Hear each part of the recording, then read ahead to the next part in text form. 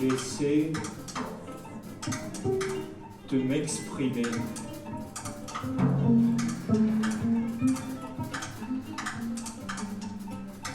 J'essaie de dire quelque chose qui a un sens.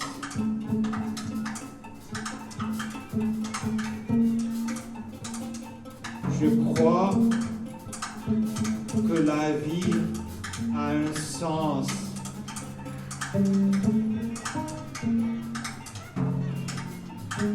J'essaie de me convaincre.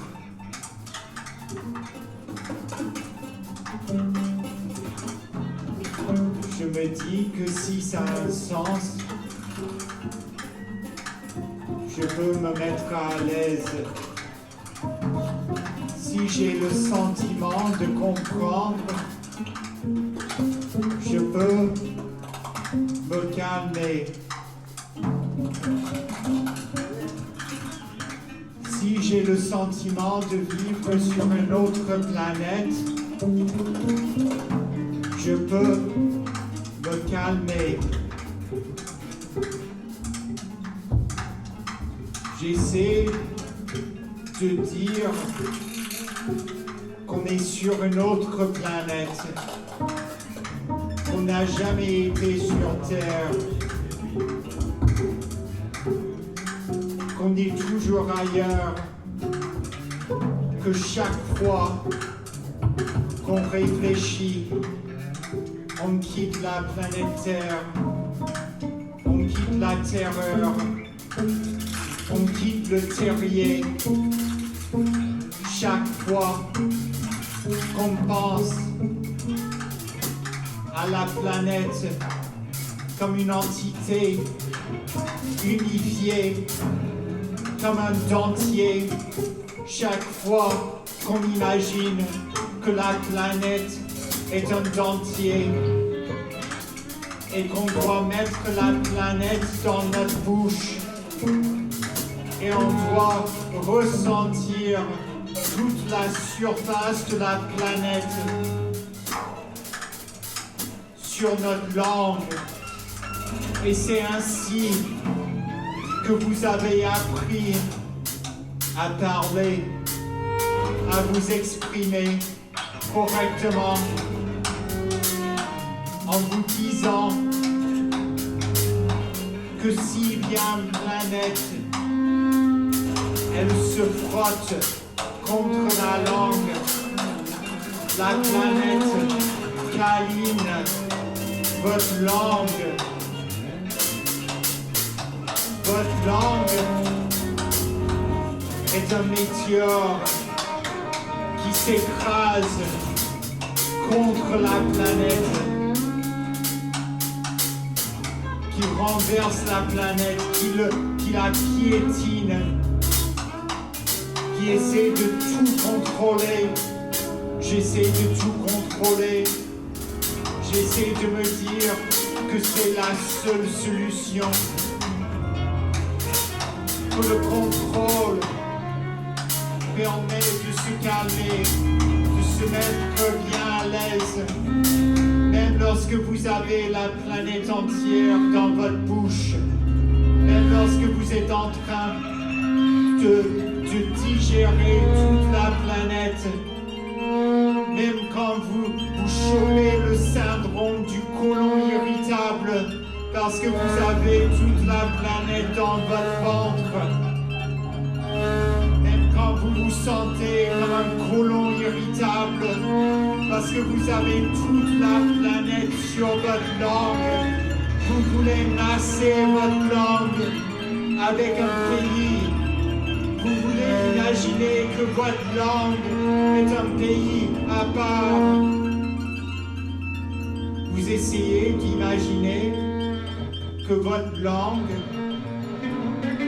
est un pays qui se frotte contre les langues des autres.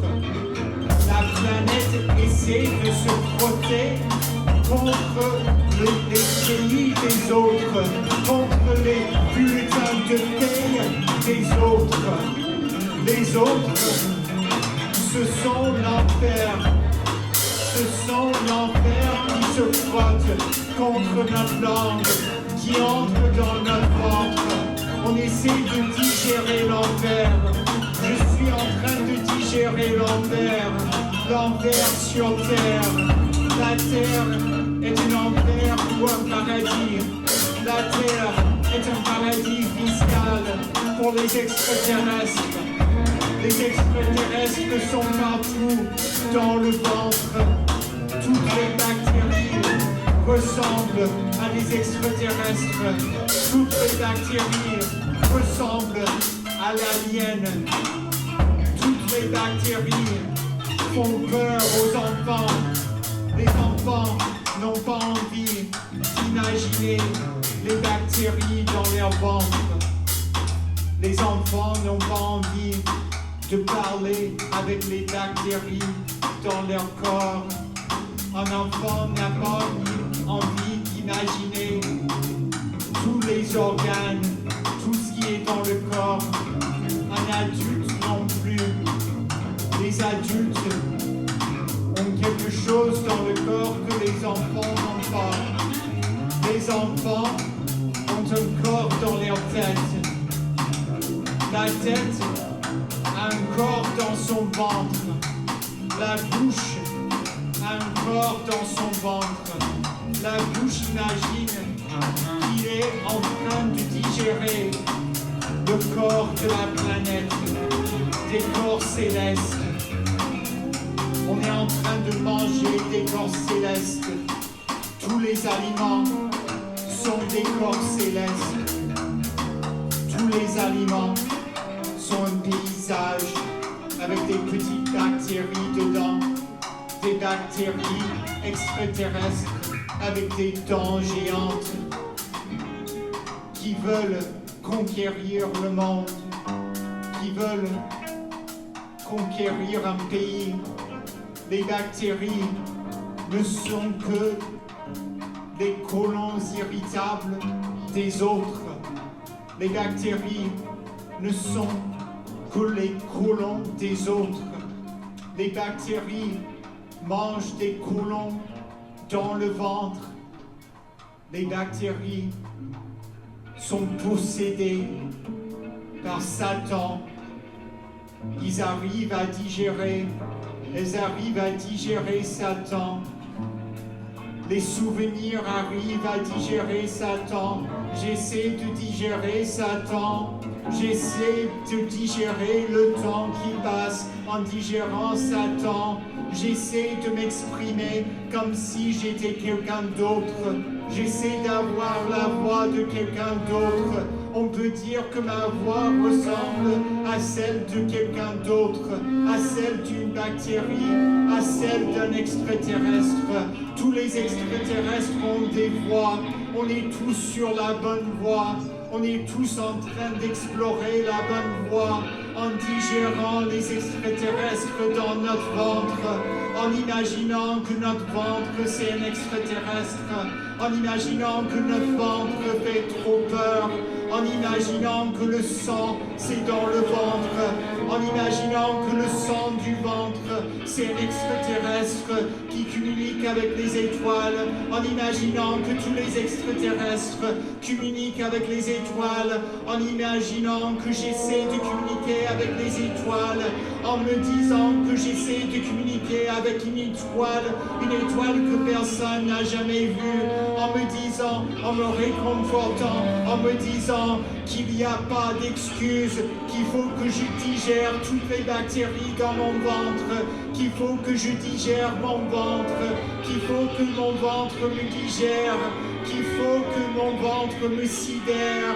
qu'il faut que, en me disant qu'il faut que je projette mon corps dans l'espace, en me disant qu'il faut projeter mon corps dans l'espace, en disant que tous les corps se projettent dans l'espace pour digérer le Satan intérieur, pour digérer le temps intérieur, le temps à l'intérieur du corps tel qu'il est ressenti par le corps n'a rien à voir avec le temps officiel, le temps des gouvernements qui chronomètrent le soleil, qui chronomètrent les rotations autour du soleil, qui chronomètrent notre trajet à l'intérieur du ventre, au centre du ventre, au centre de la terre. On est en train de voyager au centre de la terre pour voir des extraterrestres, humains qui se sont cachés quelque part dans les voies, dans une voie dans ma tête raconte que tout est dans ma tête, que tout ce qui est dans ma tête peut ressembler à un diable, tout ce qui est dans ma tête peut ressembler à un ange. J'essaie de communiquer tout ce qui est dans ma tête, j'essaie de sortir tout ce qui est dans ma tête, j'essaie de me dire que c'est jamais la fête, que je suis pas en train de faire la fête, qu'on n'est pas en train de fêter la fin du monde, qu'on n'est pas en train de fêter la naissance d'un extraterrestre robot qui habite le ventre, on n'est pas en train de fêter la crémaillère d'un extraterrestre qui habite le ventre. On peut dire qu'un extraterrestre habite le ventre. On peut dire qu'il y a des complots partout. On peut dire que tous les gouvernements mettent des substances chimiques dans l'espace, qui projettent des substances chimiques dans l'espace pour ramasser des corps, pour cacher des corps, qui projettent des substances chimiques pour manger tous les corps, pour projeter tous les corps dans l'espace, pour devenir comme l'espace, pour faire en sorte qu'il y a de plus en plus d'espace entre les corps, de faire en sorte que j'essaie de me communiquer, de me représenter, de communiquer tout mon être. J'essaie de communiquer ce qui est être, ce qui est que l'existence, ce que c'est d'exister. J'essaie de communiquer qu'exister n'est pas simple, que c'est jamais simple dans le corps ni dans l'esprit. On ne peut pas distinguer le corps de l'esprit. On ne peut pas projeter l'esprit dans l'espace. Que l'esprit n'habite pas l'espace. J'essaie d'exprimer, de dire, de définir l'espace, de dire ce qu'il y a dedans, ce qu'il y a dans l'espace entre nous. J'essaie de communiquer qu'il n'y a rien entre nous. On peut dire qu'il n'y a rien entre nous, mais on continue d'explorer l'intérieur du corps, d'explorer l'intérieur de l'esprit, même quand on se concentre sur le discours des autres.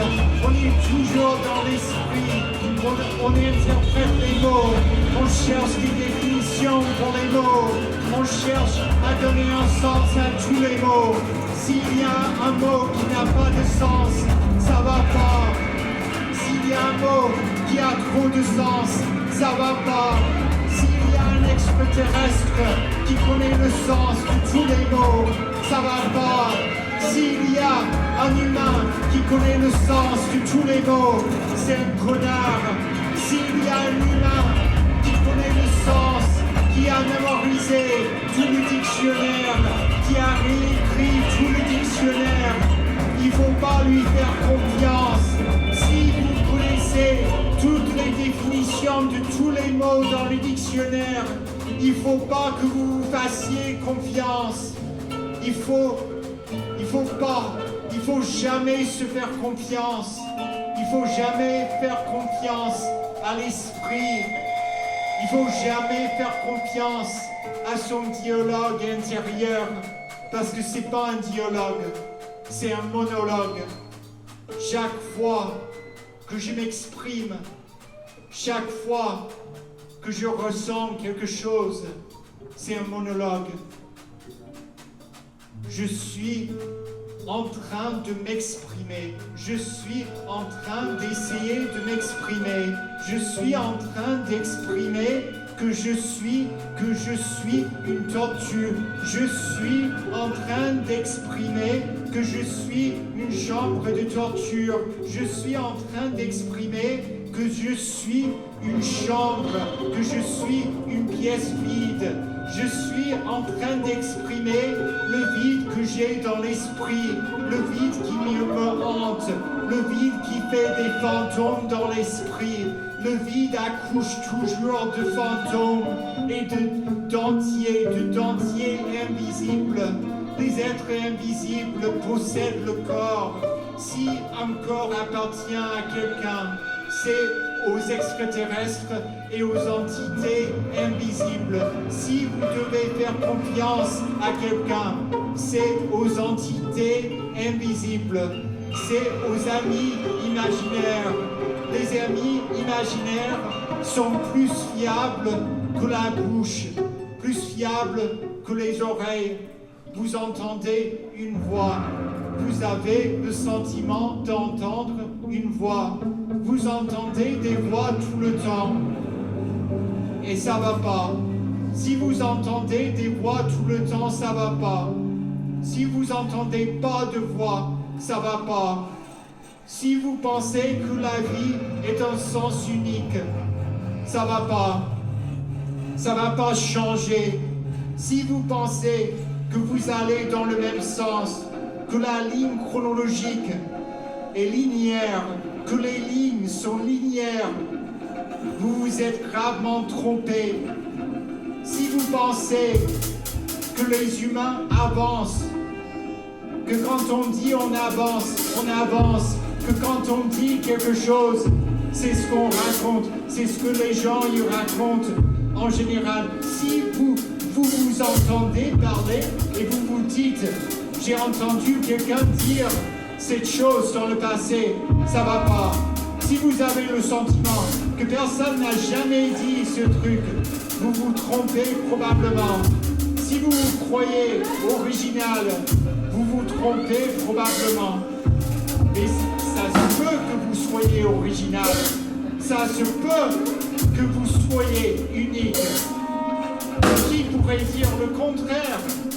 Qui pourrait dire le contraire de chaque individu est unique?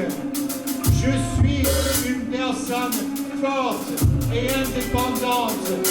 Qui dit je suis une personne forte et indépendante?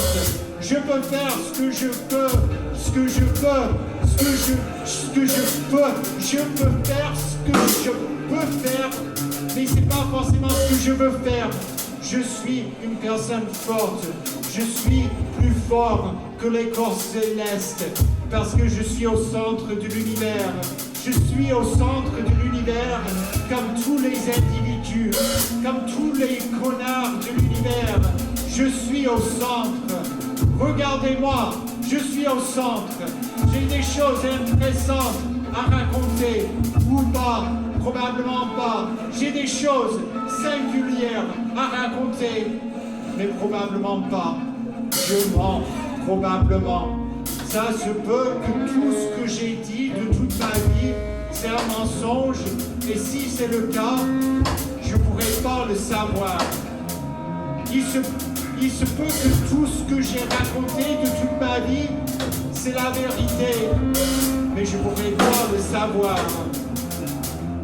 Il se peut que tout ce que les humains ont jamais raconté de toute l'histoire de l'espèce, c'est la vérité. Mais on ne pourrait pas le savoir. On ne sait rien. On est agnostique. Mais on n'est pas si débile que les agnostiques quand même. Parce que les agnostiques, ils attendent Dieu. Ils attendent Dieu ou le Messie. Et ils se trompent. Ils attendent trop longtemps. Ils ont trop attendu. Ils se sont fatigués. Un agnostique, c'est une personne fatiguée. Un agnostique, c'est une personne au bout du rouleau. Un croyant, c'est aussi une personne qui veut des réponses simples, des choses simples, une routine. Un croyant, c'est quelqu'un qui veut faire la même chose tous les jours pour se donner le sentiment d'être une planète à part. pour se donner le sentiment d'être sur une autre planète. Je suis sur une autre planète. Je l'ai déjà dit, mais il faut le redire. Il faut tout redire. On va commencer dès le début, mais on ne peut pas. On n'a pas la mémoire. On n'a pas le moindre souvenir de ce qui s'est passé. On a trop vu. On a trop réfléchi. On a trop parlé. Et puis c'est la fin. C'est toujours la fin de quelque chose. C'est toujours la fin du monde dans notre tête. C'est toujours la fin des extraterrestres dans notre tête. C'est toujours le combat contre les extraterrestres. C'est toujours les extraterrestres qui complotent contre nous. C'est des envahisseurs de l'espace.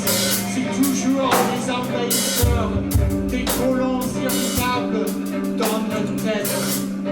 C'est toujours dans notre tête et jamais dans le monde. On est toujours dans notre tête et jamais dans le monde.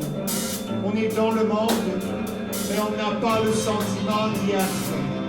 On peut dire qu'on est dans un monde, qu'on partage le même monde, qu'on partage les mêmes pensées, qu'on partage la même maison.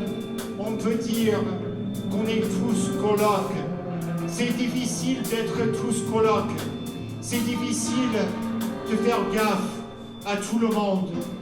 C'est difficile de respirer quand on pensait au monde entier, quand on pensait à un monde entier, quand on pense, lorsqu'on pensait à notre dentiste collectif, qui n'est pas Dieu, qui n'est pas le Messie, mais qui a vu dans la bouche de tout le monde le Père Noël de la bouche, qui voit ce qui est dans la bouche de tout le monde, qui demande à tout le monde de dire « Ah » pour qu'il puisse regarder dans la bouche.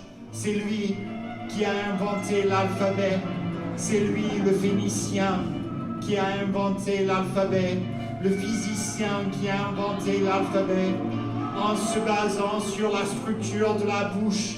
Il regardait dans la bouche et il disait, ça peut faire plein de sons. La bouche, c'est un instrument de musique.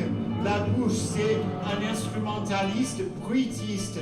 La bouche a un CV d'artiste. La bouche a travaillé pour tous les artistes de l'histoire. La bouche connaît l'histoire du monde. La bouche a vu ce qu'il y a dans la bouche de tout le monde. La bouche, c'est le dentiste de tout le monde. Le dentier de tout le monde. Quand on porte un dentier, on n'a pas peur de perdre ses dents. Quand on porte un dentier, on n'a pas peur d'être condescendant. Quand on porte un dentier, on n'a pas peur de voyager dans l'espace pour rencontrer les colons irritables qui font à la fois dentistes. Parce que les colons, ils peuvent exercer tous les métiers. Ils n'ont pas besoin des papiers. Ils n'ont pas besoin de la pensée. Ils n'ont pas besoin de la réflexion. Ils n'ont pas besoin de formation, d'école. Les colons, ils savent tout. Ils savent imposer leur vision du monde en étudiant la bouche de tout le monde, comme des nazis qui ont étudié la structure de l'anatomie pour comparer les différentes ethnies. Les nazis sont nazes. Il n'y a personne de plus naze que les nazis. Même le dentiste de toute l'humanité, il n'est pas si naze que ça. Il y a des gentils dentistes, je pense, mais la plupart, ce sont des connards. Il y a des gentils médecins, je pense, mais la plupart, ce sont des connards. Il y a des gentils fonctionnaires, mais on ne va pas critiquer les fonctionnaires quand même. Il y a des gentils astronautes, mais la plupart, c'est des connards. Il faut se méfier des astronautes. Ils veulent chier sur la planète avec leurs vaisseaux spatiaux. Ils se croient spéciaux avec leurs vaisseaux spatiaux, avec leurs vaisseaux sanguins. Ils se croient plus sanguins que le dentiste. Ils se croient dentistes parce qu'il n'y a pas de dentiste là-haut. Les astronautes font le dentiste les uns des autres. Les astronautes font le médecin les uns des autres. Et si les astronautes sont médecins, c'est pratique. C'est pratique d'être à la fois médecin, juriste, légiste, anthropologue, astronaute en même temps, astronaute pour étudier les peuples invisibles qui peuplent l'univers, pour étudier tous les peuples de l'univers. Il faut savoir à quoi ça ressemble une bouche, à quoi ça ressemble un dentier. Il faut savoir à quoi ça ressemble un bon dentiste. Il faut savoir regarder, s'entraîner, regarder les têtes du dentiste et identifier les bons. Comme ça, quand vous vous rendez sur Doctolib, vous cherchez un psychiatre, vous cherchez un médecin généraliste, vous cherchez un dentiste et vous savez que c'est une personne de confiance parce qu'elle a une belle tête. Je parle pas, je suis pas nazi, je parle pas de la physiologie des gens, je parle pas de leur physionomie. C'est juste, si on s'entraîne à regarder des photos de médecins et on prend rendez-vous avec plein de médecins différents, et puis comme ça, on peut savoir lesquels sont bons, c'est quoi la couleur des cheveux d'un médecin fiable, c'est quoi la couleur des cheveux d'un dentiste fiable, c'est peut-être pas le même, c'est pas la même couleur, ils ont peut-être pas les mêmes dents, il y a peut-être des dentistes qui ont des dents sales, et peut-être que eux c'est les meilleurs dentistes, peut-être que les meilleurs dentiers sont les dentiers jaunes, peut-être que les meilleurs dentiers c'est des dentiers marrons, peut-être que les meilleurs dentiers ressemblent à des extraterrestres, peut-être que tous les dentiers du monde entier ressemblent à des extraterrestres, ou ce sont des extraterrestres qui sont comme des dentiers. Quand on imagine des extraterrestres, on n'imagine pas des dentiers. Et c'est comme ça, quand on imagine des extraterrestres, on n'imagine pas les dentistes. Mais c'est comme ça, on imagine un dentiste qui se promène sur une plage, qui discute avec un extraterrestre et un animal de compagnie. On imagine un dentiste qui parle avec son chat. On imagine un médecin qui parle avec le chat qui habite son corps, le chat du ventre. Le ventre parle comme un chat, le ventre fait miaou, le ventre ça grouille, ça fait des bruits, mais ça fait surtout miaou, ça fait des sons de grenouille.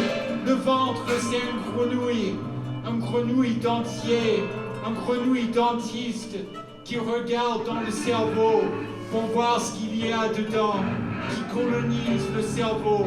Le cerveau est colonisé par des dentiers, dentistes, par des grenouilles, dentistes, par des chats, dentistes, par des chats, volants, par des grenouilles, médecins, par des médecins, légistes, par des médecins, avocats, par un chat, avocat, par un avocat, par une carotte, avocate, par une carotte parlante, qui parle avec tous les chats dans le ventre, la carotte géante dans le ventre, qui est le messie des chats et de tous les animaux de compagnie.